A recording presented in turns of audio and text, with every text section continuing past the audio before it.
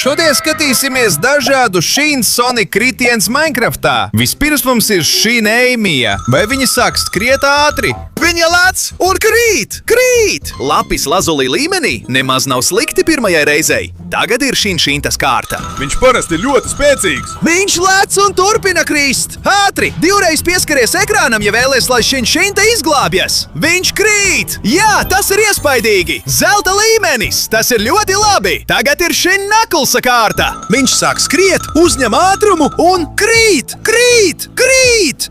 Nē, viņš nav iekritis nevienā līmenī, žēl gan. Tagad nāk Shadows! Cik biedējoši! Viņš skrien ļoti ātri! Lec tukšumā un ātri abonē un atstāj savu patīk! Ja vēlies, lai Shadows iekrīt labākajā līmenī! Kāda veiksme tev bija? Akmens pamatnes līmenī! Visbeidzot, mums ir Shein Sonics! Visspēcīgākais no visiem! Viņš krīt ar lielu ātrumu un redstone līmenī! Godīgi sakot, gaidīju ko vairāk!